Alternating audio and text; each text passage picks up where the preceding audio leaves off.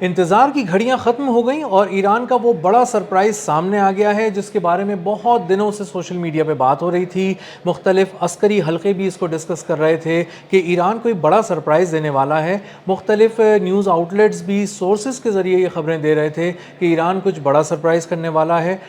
بڑا سرپرائز دینے والا ہے, اور آنے والا سرپرائز کیا ہوگا اس کے بارے میں کوئی بھی نہیں جانتا تھا. مختلف لوگ اندازے لگا رہے تھے, لیکن اب یہ سرپرائز سامنے آ گیا. لیکن اس کے بارے میں کوئی یہ نہیں جانتا تھا کہ ایک سرپرائز میں دو سرپرائز چھپے ہوئے ہوں گے اور وہ دنیا کو حیران کر دیں گے. میں ہوں اظہر علی خان اور آپ دیکھ رہے ہیں آج کی بات. آج ایک ویڈیو سرفیس ہوئی ہے ایران سے, ایک ریلیز کی گئی ہے, مختلف پلیٹ فارمز پہ یہ چل رہی ہے اور بہت زیادہ اس کو جو بڑے بڑے اکاؤنٹس ہیں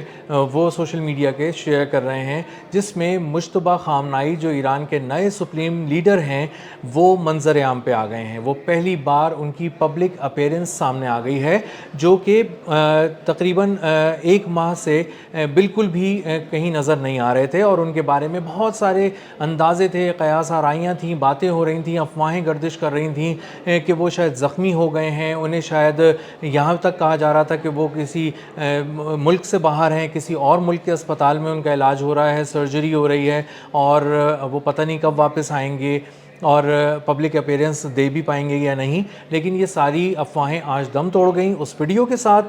جس ویڈیو میں مجتبیٰ خامنائی کو آتے دکھایا گیا ہے ایک وار روم میں, ایک ملٹری وار روم میں. اور وہ ویڈیو کچھ اس طرح سے شروع ہوتی ہے کہ کوریڈور سے مجتبیٰ خامنائی چلتے ہوئے آ رہے ہیں, اور اس کے بعد وہ اچانک ٹرن لیتے ہیں تو ایک دروازہ کھلتا ہے اور ایک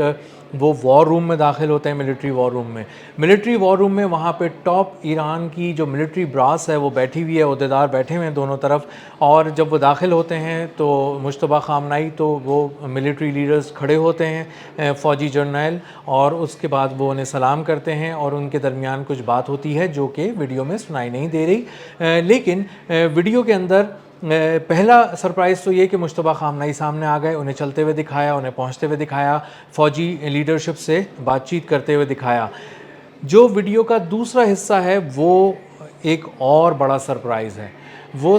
ویڈیو جب ختم ہو رہی ہے تو اس سے کچھ سیکنڈز پہلے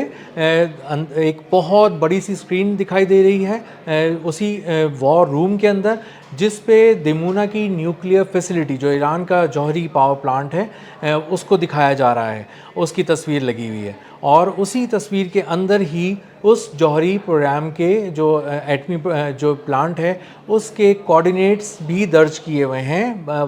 واضح طور پہ دنیا کو دکھانے کے لیے. یہ کوآرڈینیٹس وہ پتہ ہے, ایگزیکٹ وہ پتہ ہے اس کرۂ ارض پہ جہاں پہ جس کو لاک کر کے اگر آپ جائیں تو وہاں تک پہنچ سکتے ہیں, اگر آپ کچھ فائر کریں تو وہ وہاں تک پہنچ سکتا ہے. اور اگر آپ کو ایگزیکٹ ملٹری کوآرڈینیٹس مل جائیں اور آپ ایکیوریسی کے ساتھ کوئی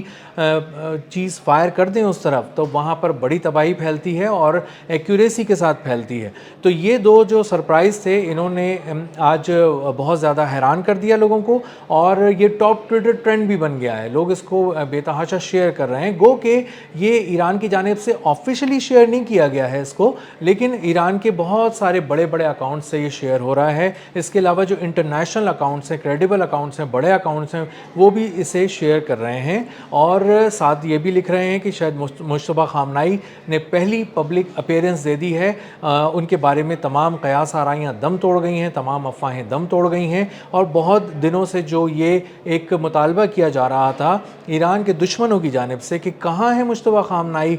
کس حالت میں ہے مجتبیٰ خامنائی, وہ سامنے کیوں نہیں آتے, وہ اپنا آڈیو پیغام کیوں دیتے ہیں, وہ لکھ کر بات کیوں کر رہے ہیں, وہ سامنے کیوں نہیں آ رہے, پھر آ کے لوگوں سے کوئی بات کیوں نہیں کر رہے. تو پہلی پبلک اپیرنس انہوں نے اس طرح دی کہ وہ اپنی ملٹری لیڈرشپ سے ملے اور دیمونا کی نیوکلیئر فیسلٹی کے ساتھ سامنے واضح طور پہ لکھ کر, تو اس کے بعد اس میٹنگ کے اندر انہوں نے شرکت کی. جو دیمونا کی نیوکلیئر فیسلٹی ہے وہ انتہائی اہمیت کی حامل ہے. اس پر پہلے بھی ایران ایک دفعہ حملہ کر چکا ہے اور اس کو نقصان پہنچا چکا ہے, اور اس بار جب اس کو بتایا جا رہا ہے, جب اتنا واضح طور پہ لکھ کے دکھایا جا رہا ہے, تو اندازہ ہوتا ہے کہ جو اگلا حملہ ہوگا آنے والے کچھ گھنٹوں میں, کچھ دنوں میں, جو ممکنہ طور پہ کیا جا سکتا ہے دیمونا کی نیوکلیئر فیسلٹی پہ ایران کی جانب سے, وہ پہلے سے زیادہ तबाह कुन होगा, शदीद होगा और उसके असरात जो हैं वो ज़्यादा दूररस साबित होंगे। ये भी कहा जा रहा है कि दिमूना की न्यूक्लियर फैसिलिटी पे अगर हमला होता है तो वहाँ पे ताबकारी फैलने के असरात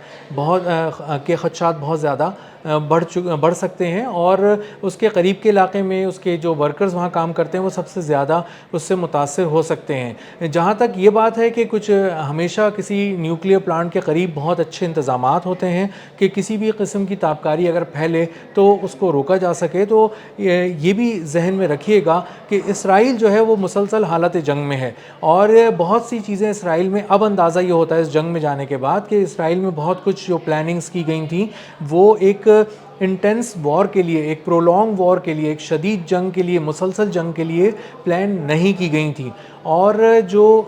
शहरी जो सर्विसेज हैं वो तक मुअत्तल हो गई जो बहुत आसानी से जिन्हें रिस्टोर किया जा सकता है, वो भी अभी तक वो सर्विसेज भी रिज्यूम नहीं हो सकी हैं। तो ये सवाल बहुत ज़्यादा उठ रहा है कि अगर दिमूना की न्यूक्लियर फैसिलिटी को नुकसान पहुंचता है तो उसे निशाना बनाया जाता है ईरान की जानिब से और मुमकिन तौर पर ताबकारी के असरात फैलते हैं तो उसे बचाने के लिए कौन आएगा, कौन फर्स्ट रिस्पॉन्डर के तौर पर आएगा और क्या उसको जो माहिरीन होते हैं जो फौरी तौर पे पहुंचते हैं और वहाँ पे इस तरह की ताबकारी को रोकते हैं वो कहाँ से आएंगे, क्योंकि बहुत सारे रिस्पॉन्डर्स जो हैं मुख्तलिफ स्पेशलाइज्ड किस्म के वो बहुत सारी साइट्स पर नहीं पहुँच सके और लोग शिकायतें करते रह गए, आवाज़ें बुलंद करते रह गए, कॉल्स मिलाते ही रह गए, लेकिन बहुत सारे रिस्पॉन्डर्स वहाँ पर नहीं पहुँच सके। सरप्राइजेस के हवाले से मैं बता दूं कि ईरान जो है वो अब तक अपने टारगेट सेलेक्ट करने में बहुत ही एहतियात से काम ले रहा है और बहुत ही सोफिस्टिकेटेड टारगेट्स को चुन रहा है जो बहुत ही अहमियत के हामिल हैं। इंतहाई अहमियत के हामिल टारगेट्स को सिलेक्ट किया जाता है, चाहे वो फ़ौजी टारगेट्स हों, चाहे वो इकनॉमिक टारगेट्स हों या वो किसी तरह के न्यूक्लियर साइट्स से मुतालिक टारगेट्स हों। उनको बहुत ही एहतियात से चुना जाता है और उन पर बहुत ही प्रिसिजन के साथ वार किया जाता है, बहुत ही एक्यूरेसी के साथ वार किया जाता है। हमने एक मीटिंग देखी जो बिनाए बराक में थी, जो मुसाद के जो शैतानी दिमाग थे एक जगह खुफिया एजेंसी के जमा हुए थे, एक रेजिडेंशियल बिल्डिंग में थे और 12वें 13वें फ्लोर पे थे, ऊंचाई पे थे। एग्जैक्टली एक ड्रोन से ईरान ने अटैक करके उसको निशाना बनाया और वहाँ मौजूद तमाम जो मुसाद के अफसरान थे उनको हलाक कर दिया। ये एक बहुत बड़ी साजिश ईरान के ख़िलाफ़ तैयार कर रहे थे। इसी तरह हमने देखा कि एक तेल अवीव के अंदर एक मीटिंग हो रही थी मिलिट्री ब्रास की, जो किसी बिल्डिंग में नहीं हो रही थी, वो अंडरग्राउंड हो रही थी और एक लेयर्ड जो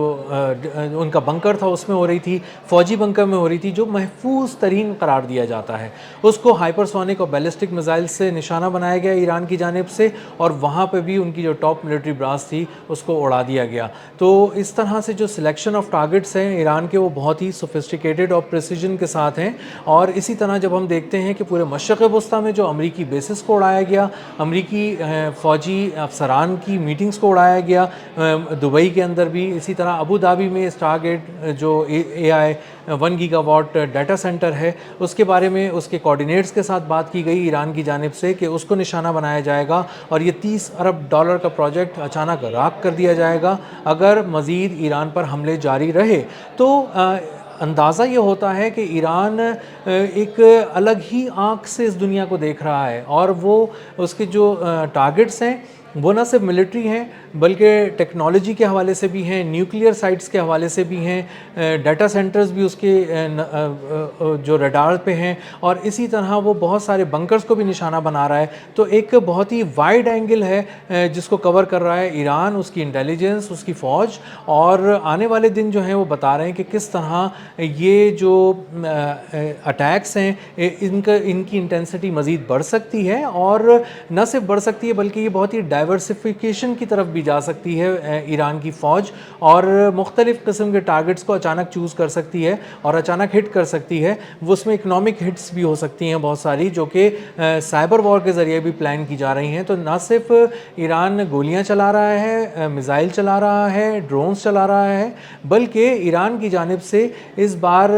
बहुत ही रेजिलियंस का मुजाहरा भी किया गया है और वो साइबर वॉरफेयर के अंदर भी है। वो बहुत सारी जगहों पर भी ये भी کہا گیا امریکہ کے اندر کہ ان کی ٹاپ ملٹری براس کو کہ آپ بہت سے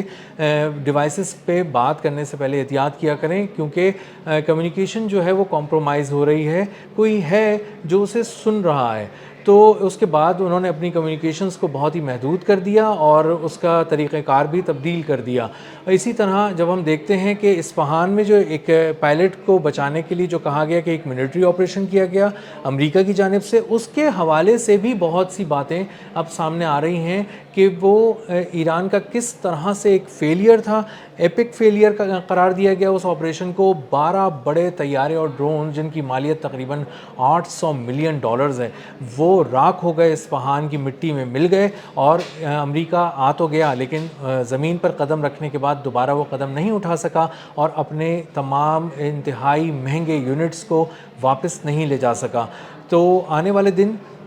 ٹارگٹس کو کی سلیکشن اور اس پہ پریسیجن کے ساتھ وار کے حوالے سے بہت ہی امپورٹنٹ ہیں، اور ایران نے آج ایک کے بجائے 2 سرپرائزز دے دیے ہیں، اور آنے والے دن یہ طے کریں گے کہ ایران کس قدر تیزی سے حملہ آور ہوتا ہے، اور امریکہ جو صرف ابھی دھمکیاں دے رہا ہے، ایران کس طرح اس کی دھمکیوں کو آبنائے ہرمز میں ڈبو دیتا ہے تو کبھی اصفہان کی مٹی میں ملا دیتا ہے۔ اب تک کے لیے اتنا ہی، ملتے ہیں کسی نئے خبر، کسی نئے تجزیے اور کسی نئے زاویے کے ساتھ۔ اللہ حافظ۔